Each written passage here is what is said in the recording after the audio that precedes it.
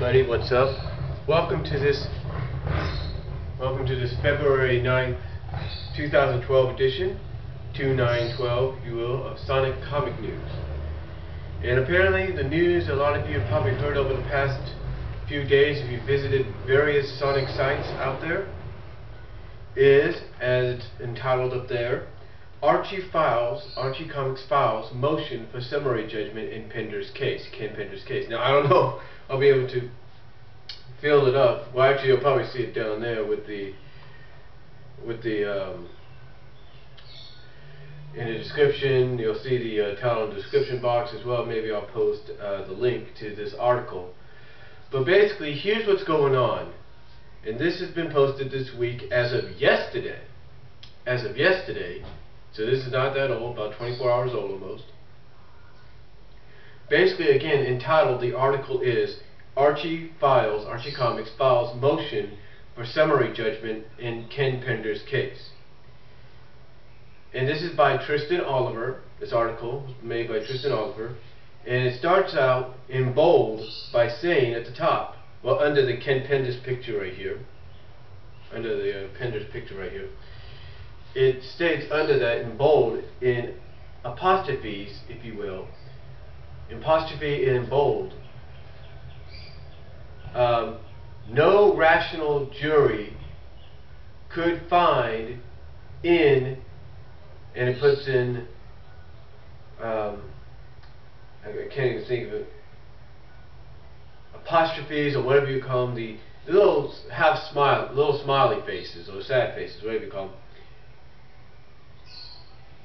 Kind of like in second tier, basically. In second tier, if you will. They said no rational jury could find in favor, Ken Penders' favor. No rational jury could find in favor, in Ken Penders' favor, said an Archie Comics counselor. Now, or counsel, if you will, or counselor, whatever you want to call it. Now, continuing on, again, this article by Tristan Oliver, and I quote what Tristan has wrote down, and I quote, they have said, as was expected, Archie Comics has formally submitted a motion of summary judgment in the U.S. District Court for the Southern District of New York in the ongoing legal dispute over Ken Penders' copyright claims to the Sonic Comics. The motion was filed Monday, a couple days ago, the deadline set by the court for the company to do so.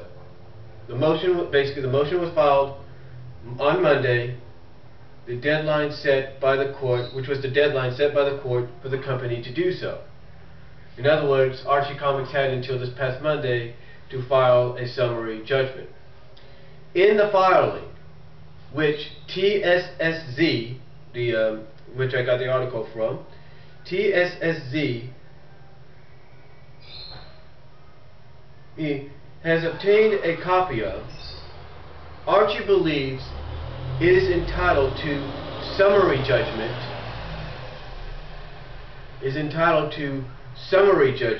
in its favor on its claims, which include 2 accounts of breach of contract. Get that, breach of contract. Archie has also asked the court to rule in the event of summary judgment against Ken Penders' counter claims, which includes 3 counts of copyright infringement. Archie Comics is also seeking a court order should the company prevail for Ken Penders,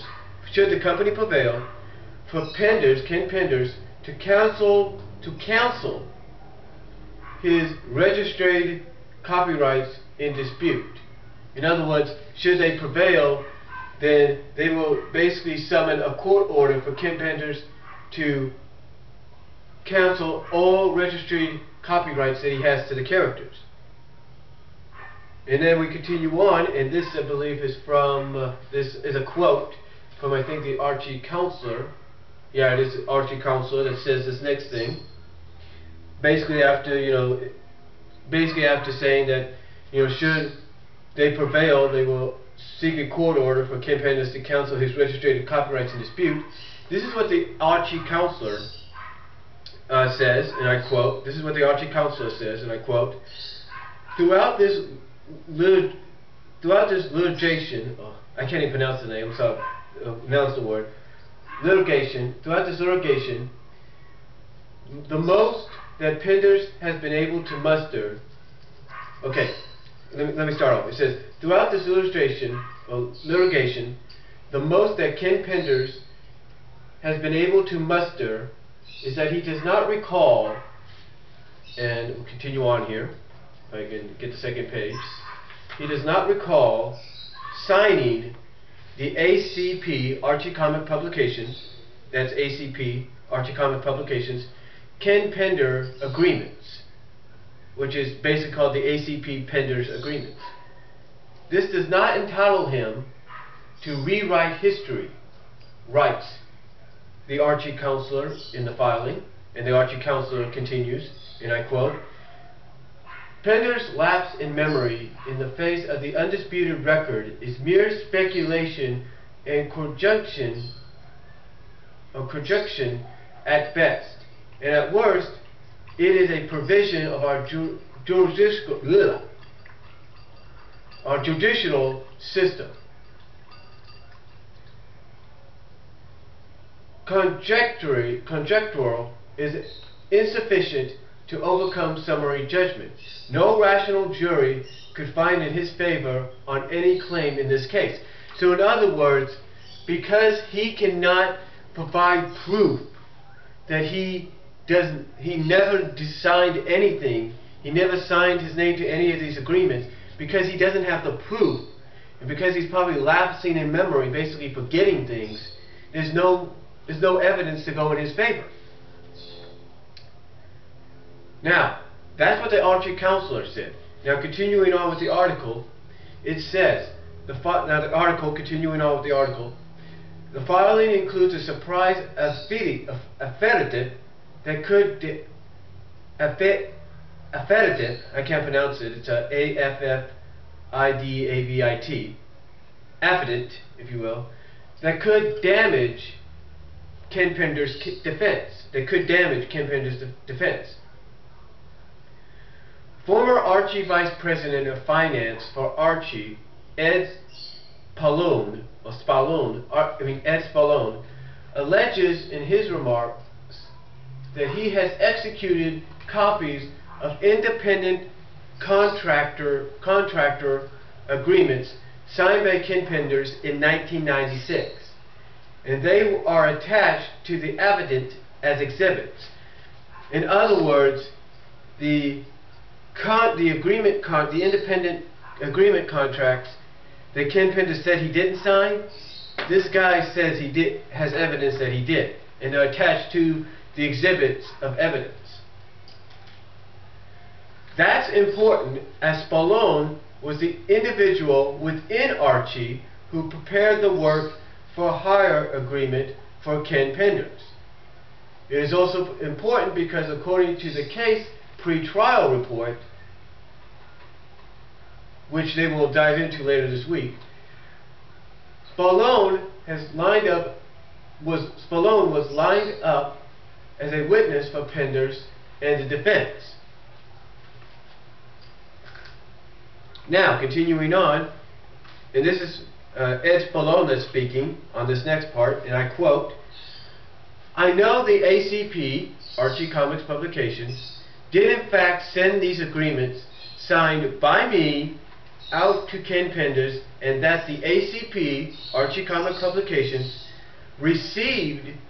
did receive these agreements back from Ken Penders, signed by him, several weeks later. So basically, they have evidence that Ken did sign these. Now continuing on, with the article, I should say, there were two noteworthy items in the filing. First, to strengthen its claim with Penders,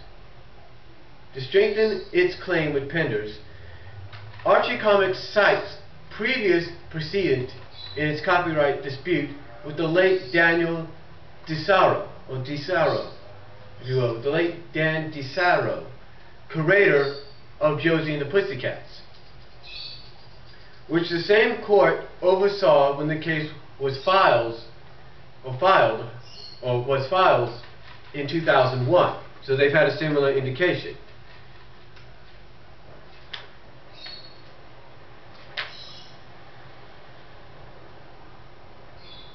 Now, in quotes, I guess this is from the filing, but this is a quote from the filing. I guess, when that case in 2001. Let me check my time here. Okay, I got about 4 minutes. But this is basically a quote from, I guess, the filing. This is a quote, basically a quote from the 2001 case.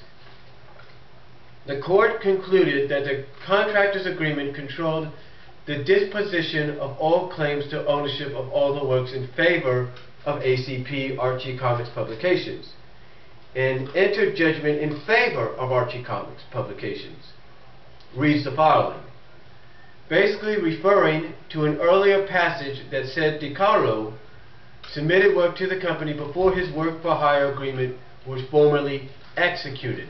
So in other words, he had already submitted stuff to Archie before he had before his agreement for his hire agreement was formally executed. Now, continuing on.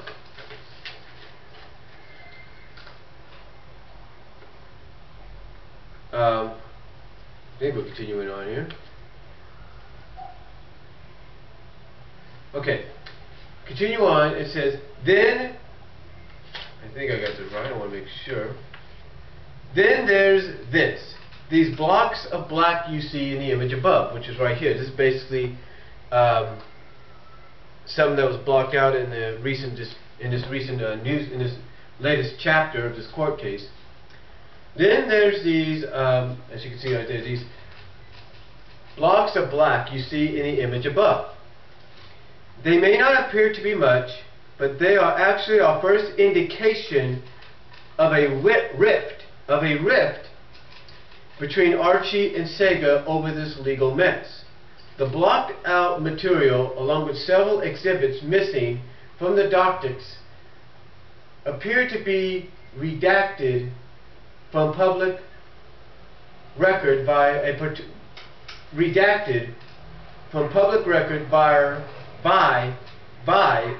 a protection order. In certain areas of the motion and supporting evidence, it's easy to see why material appears protected right before introduced discussion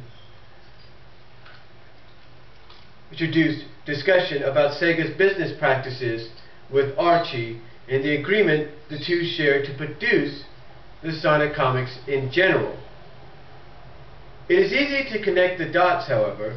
The above image, taken from the evidence of Archie co-CEO John Goldwater, begins with this sentence before the protective material begins. And it goes, a quote, "Specifically, Ken Penders has damaged the relationship between Archie Comics Publications and Sega." In the motion itself, before another portion of protected material, lies this statement, which appears to set up problems renewing the comic license with Sega once Penders filed copyright claims before the end cuts off. Now let me check my time here before I continue on. Alright, I'm going to continue in part 2.